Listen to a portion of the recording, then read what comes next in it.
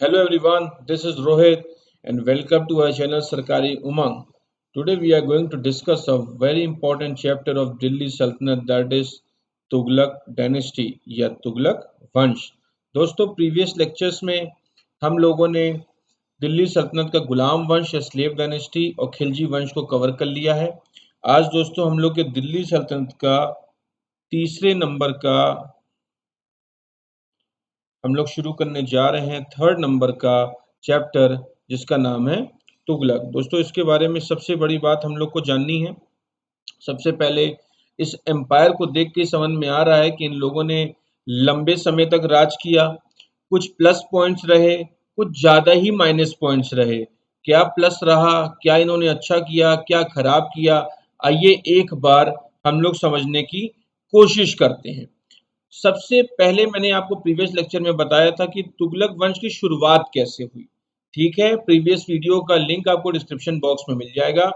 आज हम लोग शुरुआत करेंगे तुगलक वंश के जो हमारे फाउंडर हैं उनका नाम है, फाउंडर कौन है, गाजी मलिक या गियाजुद्दीन तुगलक, जो एक ही पर्सनालिटी है। और यहाँ से देखिए समझ में आ रहा है कि इन्होंने कितने साल रूल किया, 5 साल। तो कुछ तो ऐसा हुआ था जो इनके साथ गलत हुआ या खराब हुआ, ये जल्दी से जल्दी ये मारे गए या मर गए और इनका एम्पायर खत्म हो गया, जैसे प्रीवियस में खिलजियों के समय भी आपने देखा था। चलिए, इन्होंने एक अच्छा काम किया था कि इन्होंने अपना जो अलाउद्दीन खिलजी था उसने टैक्स हाफ कर दिया था। इस हाफ का मतलब होता है 50% या आधा। तो इन्होंने क्या कर दिया था, टैक्स को 1/3 कर दिया, मतलब 33 1/3% कर दिया।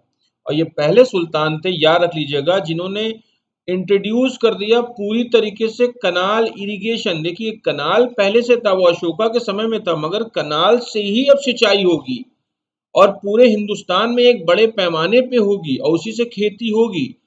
तो नहरों के थ्रू खेती की व्यवस्था होगी।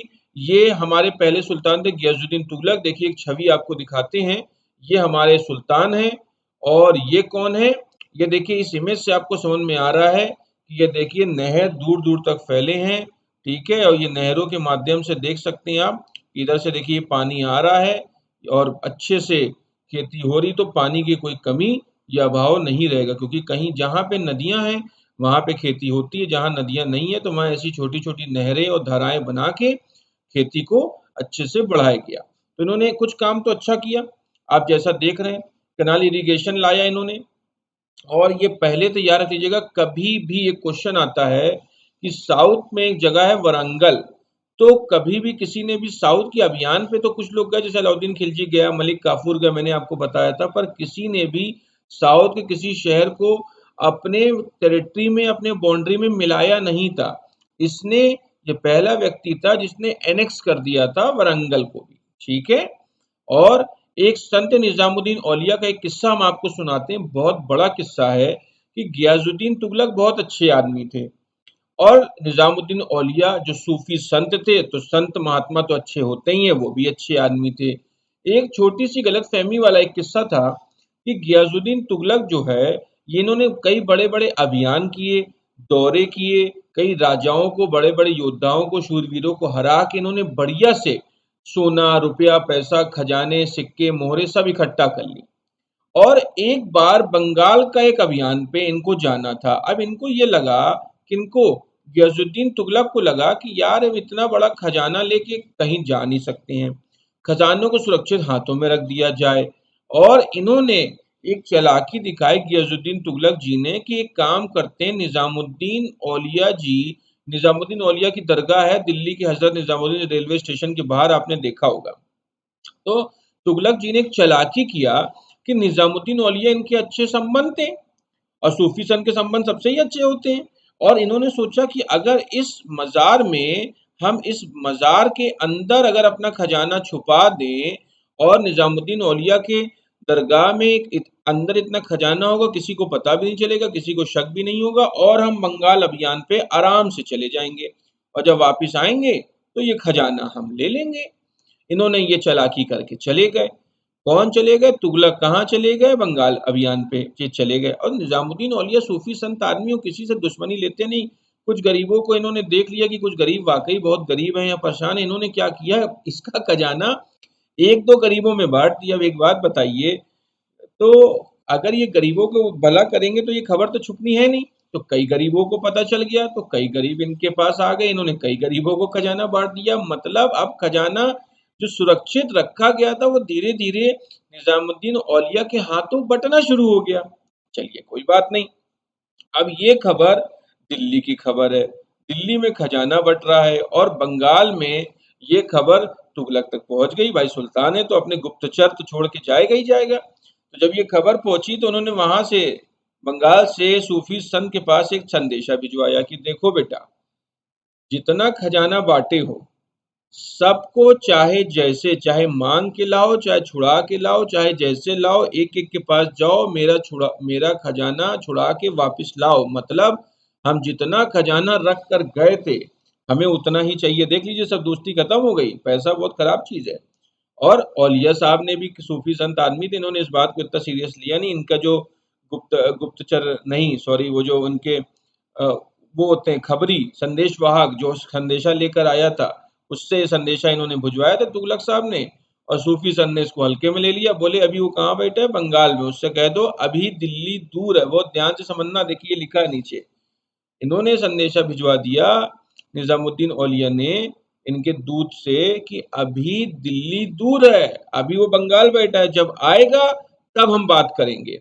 और देख लीजिए न जाने कैसे इनकी ये बात, इनकी ये कहावत सत्य हो गई और आज तक ये बात को कहा जाता है। और जब ये बंगाल दौरे से लौट रहे थे, कौन, तुगलक, वहां भी जीत गए, वहां से भी थोड़ा बहुत खजाना लेके लौट रहे थे और बहुत खुश थे कि हम बंगाल जीत गए।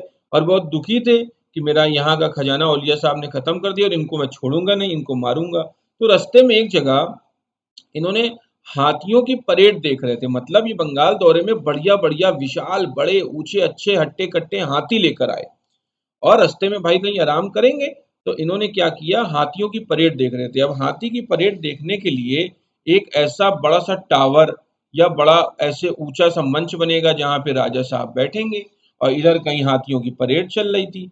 और न जाने कैसे कुछ हाथी पागल हो गए, उन्होंने यहाँ पे चोट मार दी, यहाँ पे कैसे भी करके ये टावर गिर पड़ा। और राजा साहब जब इतनी हाइट से नीचे गिरेंगे तो राजा साहब मर गए।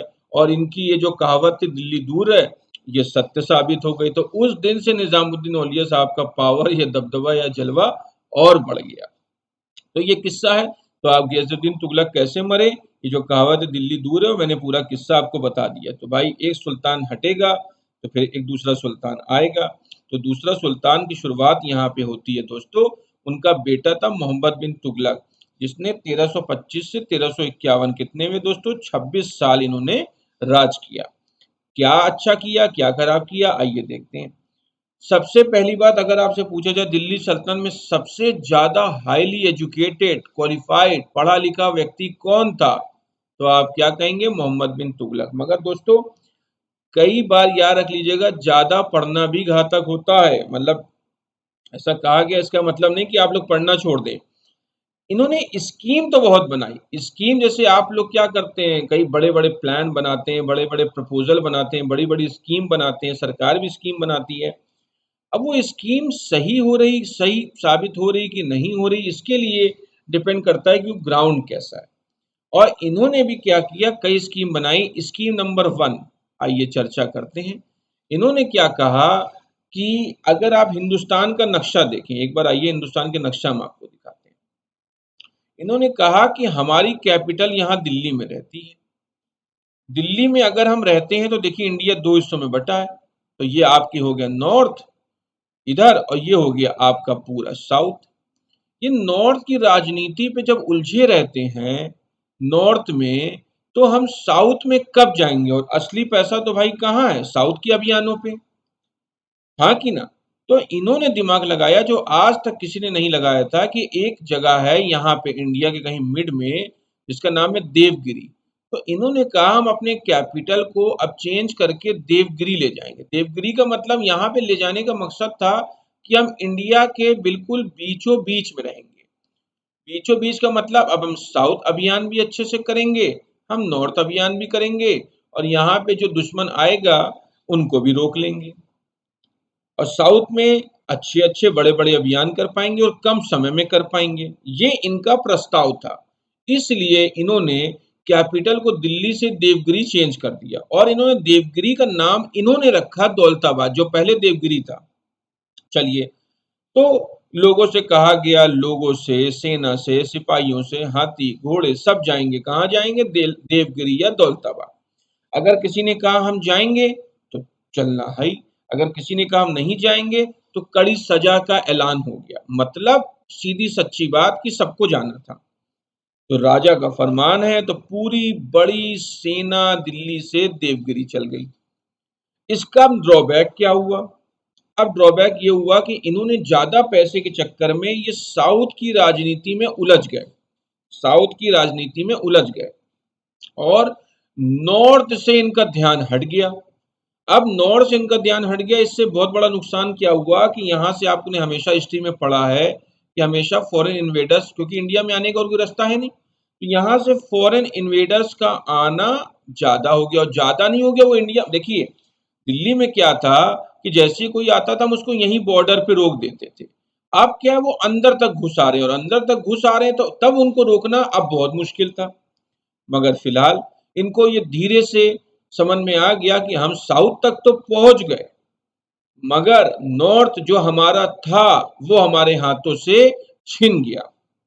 और फिर इन्होंने अब देखिए, अब राजा गलती कर दिया है तो ये कैसे कह दे खुल के कि हमसे गलती हो गई? जो लोग पीठ पीछे अगर इनका बुराई कर रहे हैं तो सामने सामने करने लगेंगे। तो इन्होंने इस बात को माना कि ये प्लान फेलियर है और इन्होंने अब बहाना बनाया क्लाइमेट का। कह रहे हैं यार मौसम बहुत खराब है, बहुत ह्यूमिड है और यहाँ हमेशा एक जैसा मौसम रहता है, जबकि ऊपर दिल्ली में नॉर्थ में गर्मी ठंडी बरसात सब रहता है। तो ये कह रहे हैं अच्छा नहीं है। और फिर सबसे कहा कि वापिस हम लोग चलेंगे दौलताबाद से, कहाँ? दिल्ली। तो इनका ये प्लान, इसमें खर्चा भी बहुत हुआ, सेना भी बहुत परेशान हुई, नॉर्थ में हमले भी खूब हुए। तो ये इससे परेशान क्या हुए कि ये साउथ में थे, फिर नॉर्थ भागे, फिर नॉर्थ में थे, फिर साउथ भागे। तो अगर आपसे क्वेश्चन पूछा जाए कि कौन से राजा के समय सबसे ज्यादा विद्रोह हुए, तो याद रख लीजिएगा यही है मोहम्मद बिन तुगलक। सबसे ज्यादा विद्रोह अगर किस दिल्ली काल में, दिल्ली सल्तनत काल में किसी भी राजा के समय हुआ तो वो एक ही पर्सनालिटी है। ज्यादा पढ़ा लिखा होने का देख लीजिए नुकसान भी हो गया। ये है आपके मोहम्मद बिन तुगलक। ठीक है। दूसरा, एक इन्होंने बहुत बड़ी गलती और की, नंबर 2 गलती इन्होंने, मतलब नंबर 2 गलती का मतलब जितने प्लान लाए सोचे सही और साबित सब गलत हो गए। तो इनकी हम लोग कुछ अच्छी बात ही नहीं करेंगे, इनकी सब गलतियों पर ही आज बात होगी। इन्होंने क्या किया, देखिए आपको याद होगा इल्तुतमिश के समय उन्होंने एक कॉइन चलाया था चांदी का, जिसका नाम था सिल्वर का। ठीक है, टंका इल्तुतमिश ने चलाया। और इन्होंने क्या कर दिया, इन्होंने एक सिक्का चलाया कॉपर, मतलब तांबे का। ठीक है, कॉपर का मतलब तांबे का। और उसको क्या बोल दिया कि सिल्वर का टंका और कॉपर का टंका हम दोनों को बराबर मान लेते। अब आप सोचिए, क्या सोना और चांदी बराबर हो सकता है? नहीं हो सकता है।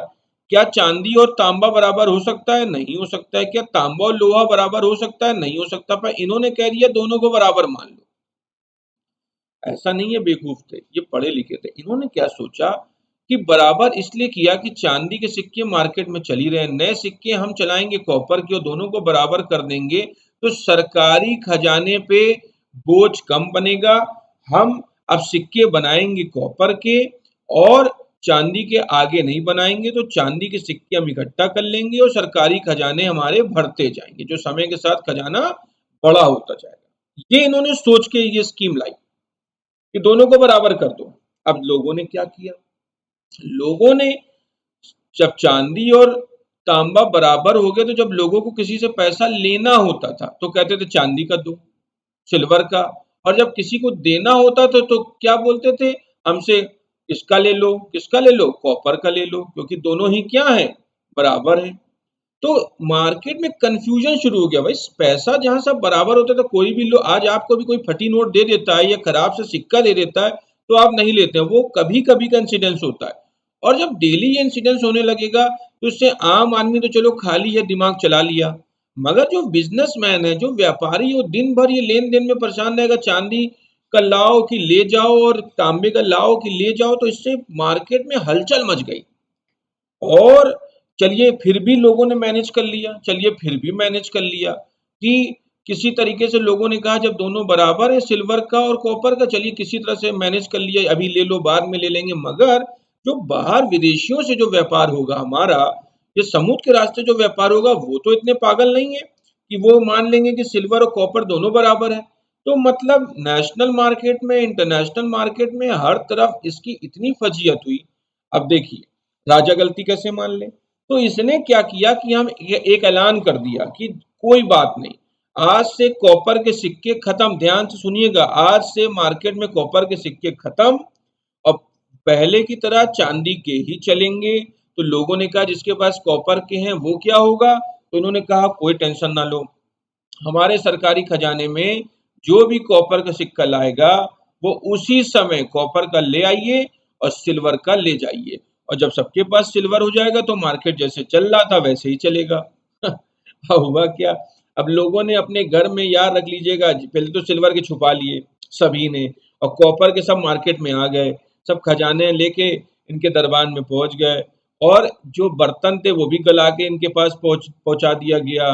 किसी भी रूप में लोगों के पास मार्केट में, याद रख लीजिएगा, जितना कॉपर था सब अब किसके पास आ गया, राजा के पास, और जितना सिल्वर था कहाँ पहुंच गया, प्रजा के पास। प्यार बहुत करता था ये लोगों से, बहुत प्यार करता था, आप इतना समझ लीजिए। तो इसने क्या सोचा था कि हम चांदी हम रख लेंगे और कॉपर लोगों तक पहुंचा देंगे, और हुआ क्या, उसका उल्टा। तो कोई बात नहीं, बहुत प्यार करता था ये लोगों से। नंबर 3 आइए। नंबर 3 सुपर डुपर हिट नहीं, सुपर डुपर फ्लॉप प्लान। देखिए पहले मैप में आइए, देखिए ये हमारा इंडिया है, ये हमारी दिल्ली है राजधानी, और इधर पाकिस्तान से आगे, अफगानिस्तान से आगे एक जगह है, आप देख रहे हैं बड़ा बड़ा लिखा है खुरासान। अब आपको मैप में समझ में आ गया, अब इधर चलते हैं। अब खुरासान का एक अभियान था, ध्यान से समझिएगा, 3,70,000 सेना इसने इकट्ठा की, इसको एक बहुत बड़ा अभियान करना। इसने कहा था मैं कुछ ऐसा करूंगा जो कोई नहीं कर पाएगा, इंडिया से सीधे कहाँ चलना है, अफगानिस्तान, जो मैंने आपको मैप में दिखा दिया। अब इतनी बड़ी सेना देखो, इतनी दूर जाने के लिए तभी तैयार होगी जब आप उसको कुछ नया बड़ा बड़ा चीज देंगे, तभी सेना अपनी जिंदगी दांव पे लगा के इतनी दूर जाएगी। क्योंकि देखो इंडिया में लड़ना ठीक था, विदेश जा रहे हैं, वहां के बारे में कुछ पता भी नहीं था। कोई बात नहीं साहब, पहली बार ऐसा होना था, इसने कहा कुछ नया ही अब करना है, छोटा मोटा काम ये करता ही नहीं था। 3,70,000 सेना को इसने कहा कि हम 1 साल की तुमको एडवांस तनख्वाह देते हैं, और कहाँ चलना है, खुरासान। सेना ने सैलरी ले ली, तनख्वाह ले ली, और आखिरी में जाने से ही मना कर दिया, और ये प्लान पूरी तरीके से फेल हो गया। तो दोस्तों 3 गलतियां हो गई। पहली गलती दोस्तों अगर आपको याद हो, मैंने बताई थी दिल्ली से दौलताबाद, दूसरी सिक्के वाली, और तीसरा खुरासान वाली। चौथा दोस्तों आइए, कराचिल का मिशन। दोस्तों इंडिया में आपने देखा है, अगर चाइना जाना हो तो यहाँ कहीं हिमालय पर्वत हैं, तो इंडिया से कभी कोई ऐसे सीधे चाइना नहीं गया है दोस्तों, हम लोग सीधे चाइना नहीं जाते, हम लोग मंगोल भी देखो इसीलिए ऐसे पूरा घूमते हुए आते थे, क्योंकि यहाँ यहाँ हिमालय पर्वत हैं। इसने क्या किया, कराचिल मिशन था चाइना के आसपास मंगोलों के खिलाफ, इसने 10,000 स्पेशल, वो कहते हैं ना जैसे सुपर 30, तो इसने स्पेशल 10,000 सोल्जर्स को इकट्ठा किया, और तिब्बत के रास्ते, हिमाचल होते हुए, तिब्बत होते हुए इनसे कहा चाइना जाओ। पहली बार ये करने की सोच रहा था। एक तो नया रास्ता था, दूसरा पहाड़ थे, पर्वत थे, कोई पहुंच नहीं पाया दोस्तों, सब सेना भटक गई, और वापस कितने, एक तो पर्पस भी फेल हो गया, और वापस दोस्तों 10,000 में 5 आए, बाकी कौन कहाँ गया किसी को कुछ पता नहीं। तो दोस्तों इस नंबर 4 डिसीजन के बाद इसने कहा कि भाई अब मैं कुछ भी नया नहीं करूंगा, इसने बात मान ली। अब इसने कहा भाई अब लोगों के सामने नजर एकदम खराब हो चुकी है, तो अब 5वां नंबर का इसने बहुत गोल्डन प्लान लाया जो वाकई अच्छा था। इसने कहा कि जो दोआब रीजन है, दोआब रीजन क्या होता है ये एक बार समझते हैं। देखिए नदियों के दोनों, जैसे देखिए गंगा नदी है ब्लू कलर में, ये यमुना नदी, इनके बीचों बीच जो लैंड होता है दोस्तों नदियों के आसपास, वो बहुत ज्यादा फर्टाइल होता है, खेती के लिए बहुत ज्यादा ही उपजाऊ होता है। तो इसने बस इतना कहा कि देखो लोगों का नुकसान नहीं होना चाहिए, प्रजा का फायदा होना चाहिए। और इसने लोगों से कहा कि जो भी खेती में इन्वॉल्व हैं, जो फार्मर्स खेती में इन्वॉल्व हैं, अगर वो दोआब रीजन में अगर खेती कर रहे हैं तो मैं उनको 3 साल के लिए, नहीं, उनको 1 साल के लिए लोन देता हूँ, एडवांस में लोन देता हूँ। और इस बार खेती ऐसी होनी चाहिए कि हम मिसाल बना दें। या हर बार मिसाल वाला ही, कोई छोटा मोटा काम ही नहीं करता था। 1 साल का एग्रीकल्चरल लोन दिया, हाई यील्डिंग वैरायटी के सीड दिए, फर्टिलाइजर्स दिया, पैसा दिया, बैल दिया, गाय दिया, मतलब पैसा दे के सब सुविधाएं दे दी कि तुम लोग खरीद लो, मगर इस बार ऐसा अनाज का उपज या प्रोडक्शन होना चाहिए कि लोग याद रखें। अब बहुत अच्छा प्लान था, मगर किस्मत इतनी खराब कि जिस साल इसने डिसीजन लिया उस साल से लेके अगले 3 सालों तक बारिश ही नहीं हुई, तो ये प्लान भी फेल हो गया। तो दोस्तों इनको मिस्टर फेलियर बोलिए या कुछ भी बोलिए, ये आपके सामने इनके सब प्लान फेल हो गए। और इन्होंने एक डिपार्टमेंट बनाया था दीवान अमीर को ही, जो एग्रीकल्चरल डेवलपमेंट के लिए था। इसको डिटेल में मैंने आपको पढ़ा दिया। ये लिबरल था, धर्म के मामले में लिबरल था। इसलिए जितने सूफी थे, जितने महात्मा थे, जो मुस्लिम समुदाय के लोग थे, वो सब इनके खिलाफ रहते थे। क्या किया जा सकता है। तो फाइनली दोस्तों एक बहुत अच्छा काम ये करता था कि इसको होली खेलना खूब पसंद था। अगर आपसे पूछा जाए कि होली खेलने वाला दिल्ली सल्तनत का कौन सा ऐसा शासक था, तो आप सीधे बोल देंगे मोहम्मद बिन तुगलक। इसको होली खेलना बहुत पसंद था। और इसने अपने दरबार में, जैसे मैंने अभी बताया, लिबरल था, कट्टर नहीं था, तो इसने अपने दरबार में 2 जैन स्कॉलर्स को भी बिठाया था। एक जिन प्रभु सूरी थे और राजशेखर थे, इनको सम्मान दिया। और देख लीजिए दोस्तों, इसकी किस्मत कुछ ज्यादा ही खराब थी। इसके समय में अफ्रीका से एक बहुत फेमस पर्सनालिटी आई जिसका नाम था इब्ने बतूता। ये देखिए, आपने नाम सुना होगा, पहले छवि देख लीजिए। ये हैं अपने इब्ने बतूता। ठीक, कहाँ से आए? अफ्रीका आए। कहाँ आए? दिल्ली आए। किससे मिलने आए? मोहम्मद बिन तुगलक से मिलने आए, और इनके बेस्ट फ्रेंड बन गए। बेस्ट फ्रेंड मतलब इसको अपने दरबार में इसने बिठाया और मिनिस्टर का पद दे दिया। और फिर बाद में इसको किसी वजह से कहा तुम विदेश जाओ, चाइना जाओ, दौरे पे जाओ, पता करो, कुछ काम दिया इसको। और बाद में वो इसका इतना कट्टर दुश्मन हो गया कि आपको क्या बताएं।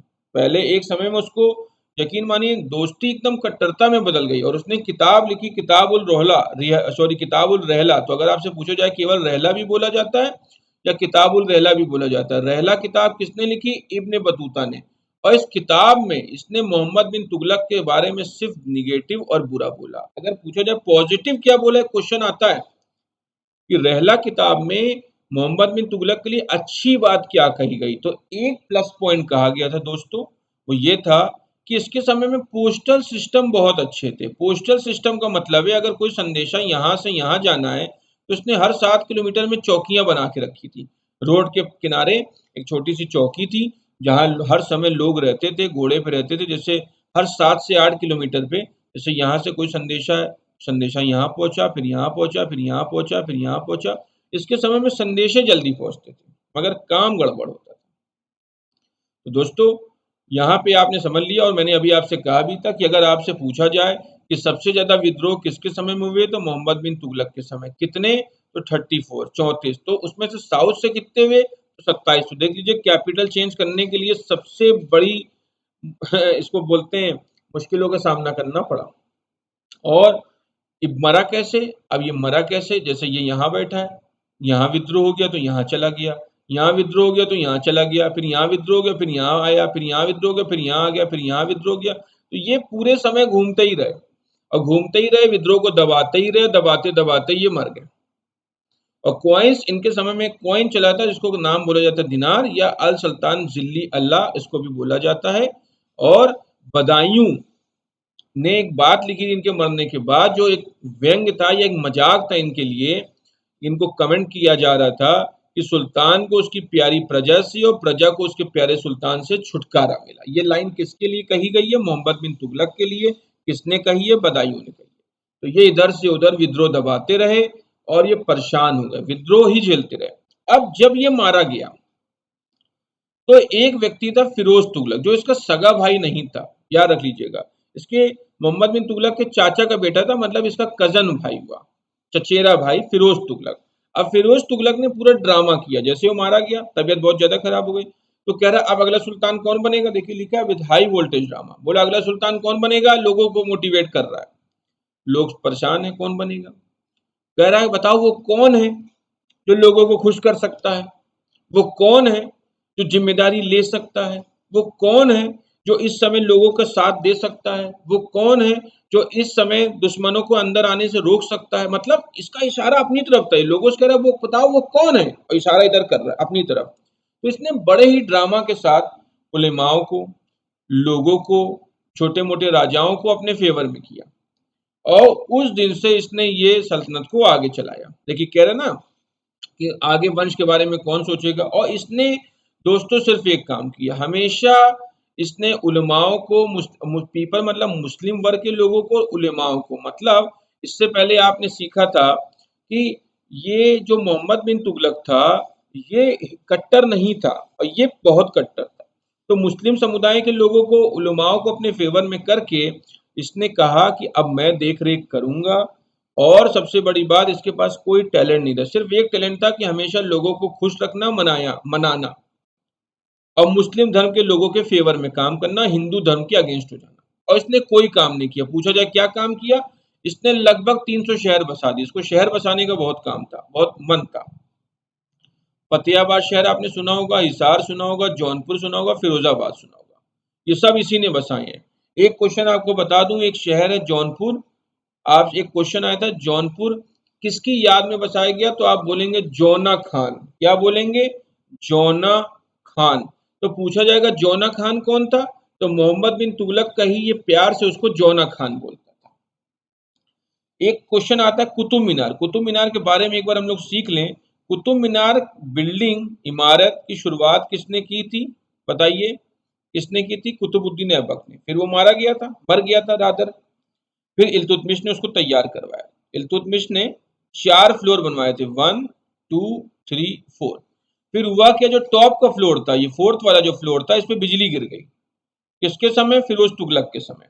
तो बिजली गिर गई तो टॉप वाला फ्लोर गड़बड़ हो गया, तो इसने टॉप वाले 4 फ्लोर को 2 छोटे छोटे हिस्सों में बांट दिया, जिसको 4 और 5 बोला गया। तो मतलब अब कुतुब मीनार कितने मंजिल का हो गया, 5 मंजिल का। किसने करवाया था, फिरोज तुगलक। ये कुतुब मीनार के बारे में हिस्ट्री है। ये आपके फिरोज शाह तुगलक हैं। कोई इसके अंदर क्षमता नहीं थी, कोई पर्सनल क्षमता नहीं थी।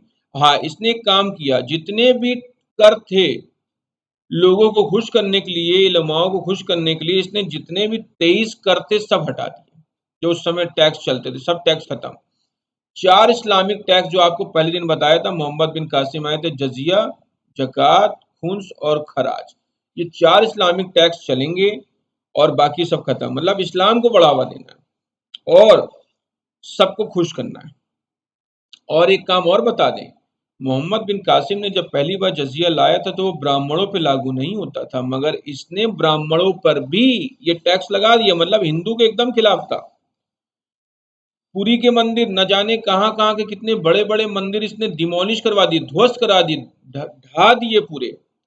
और इन्होंने कई मस्जिदें बनवाई जो आगे आपको बताएंगे। इन्होंने क्या किया, सोल्जर्स के लिए डिपार्टमेंट बनाया, दीवान इश्तिहाक, याद रख लीजिएगा।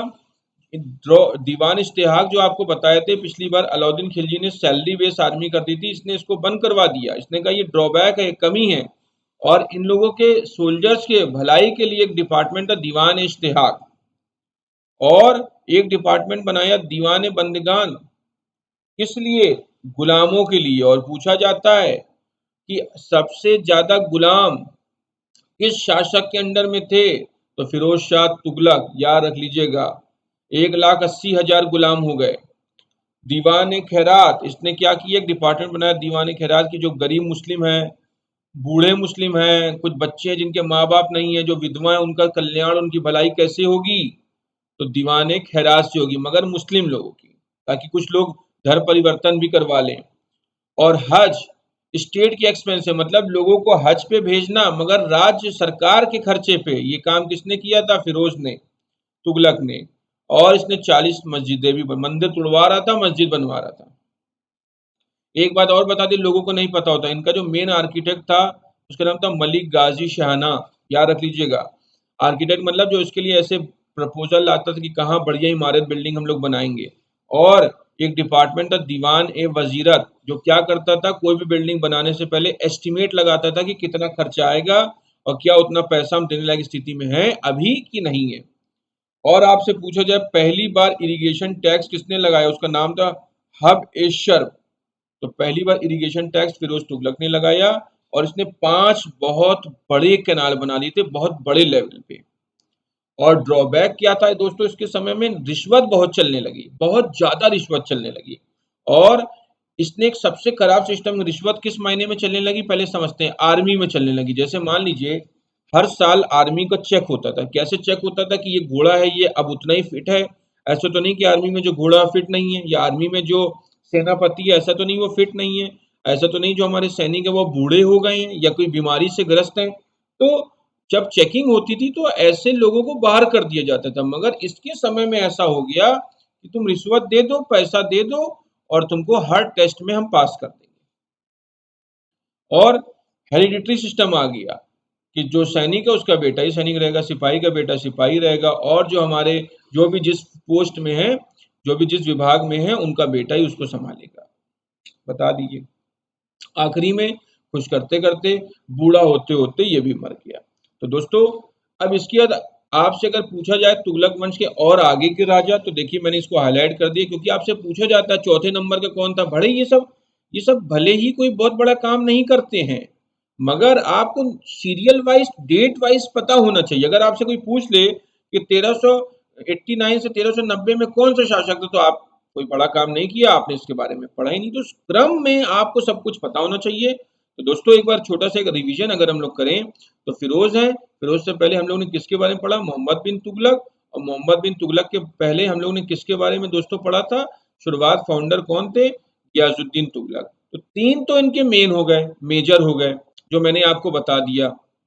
3 के बाद तुगलक वंश के जो अगले राजा थे, गियासुद्दीन तुगलक, उसके बाद अबू बक्र, उसके बाद मोहम्मद शाह 3, उसके बाद अलाउद्दीन सिकंदर शाह, उसके बाद नासिरुद्दीन मोहम्मद। तो मतलब टोटल 5 और 3 कितने लोगों ने याद काम किया, 8 शासकों ने या 8 सुल्तानों ने। पर जनरली लोग कितने जानते हैं, 3। तो यहाँ पे मिसबैलेंस हो सकता है।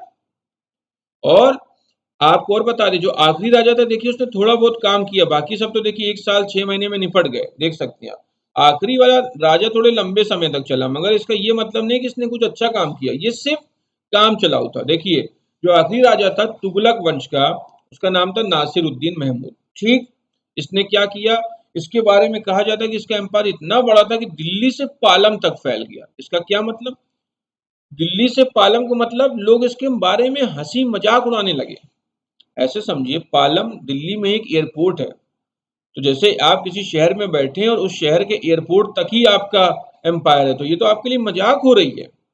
और 1398 में ये समय याद रख लीजिएगा, एक मंगोलियन था तैमूर लंग, उसी को तिमुचिन भी बोला जाता है। ये मंगोलियन था, बहुत खतरनाक था, जहां जाता था मार काट और लूट के लिए फेमस था। ये इसकी छवि आप देख सकते हैं। इसके बारे में कुछ भी जानना हो, सबसे पहले तैमूर लंग के बारे में एम्पायर देख लीजिए। इसको कहा जाता है, मतलब ये बहुत बड़े, आप देख रहे हैं दुनिया पे, भारत तो छोड़ लीजिए, इसने दुनिया पे लगभग राज करने के लिए सोचता था। और सबसे बड़ी बात आपको बता दें, किसी को छोड़ता नहीं था, लूटपाट के लिए फेमस था। और हुआ क्या, जब नासिरुद्दीन महमूद दिल्ली संभाल रहे थे तो 1398 में तैमूर लंग या तिमुचिन दोनों एक ही शख्स हैं, ये दिल्ली आ गया। अब बताओ, नासिरुद्दीन महमूद की जरा से भी हस्ती नहीं थी। सोच लो, सुल्तान बने बैठा है पर हस्ती नहीं थी कि इससे लड़ पाए। अरे लड़ नहीं सकते थे तो कोशिश तो करते, या तुम सुल्तान फिर किस लिए। और ये आराम से 2 महीने के लिए ये लंग ने, तिमुचिन ने दिल्ली को लूटा ढंग से। 2 महीने तक बढ़िया से लूट रहा है, जितने लोग सामने आए थे उनको मारता जा रहा है। और सुल्तान कहाँ चला गया, सुल्तान दिल्ली से नासिरुद्दीन महमूद राजस्थान निकल गए, गद्दी छोड़ के भाग गया। और जब मंगोलियन तैमूर लंग चला गया तो ये वापिस आ गए, बोले हाँ भाई अब बताओ मुझे क्या करना है। ये स्थिति आ गई थी, सोच लीजिए। और याद रख लीजिएगा, खिज्र खां एक व्यक्ति था जिसने तैमूर को मदद किया था जब वो दिल्ली आया था। और इसीलिए आगे जाके मैं आपको बता दूं, मंगोलियन की मदद से इस मंगोलियन की मदद की और उसने नासिरुद्दीन को डरा दिया। तो इसके बाद ही याद रख लीजिएगा, यहाँ पे मंगोलियन का इतना डर हो गया कि तुगलक नासिरुद्दीन जो है बिल्कुल डर गया, और जो मदद किया था किसने, हिज्र खां ने, तो इसके फेवर में हो गया तैमूर। और आगे जाके आप कहानी समझेंगे कि यहाँ पे तुगलक वंश खत्म हो गया और स्टार्ट होगा सैयद का। और सैयद कौन कर रहा है, हिज्र खां कर रहा है। यहाँ तक समझ में आ गया दोस्तों आपको? तो कोशिश करते हैं आपने इस चैप्टर को समझा, और हम लोगों को सबसे बड़ी बात इस पे ध्यान देना है कि आप इसको ध्यान से पढ़िए, इसके नोट्स, इसके एमसीक्यूज आप हमारे साथ टेलीग्राम चैनल पे डिस्कस करिए। चलिए दोस्तों, थैंक यू।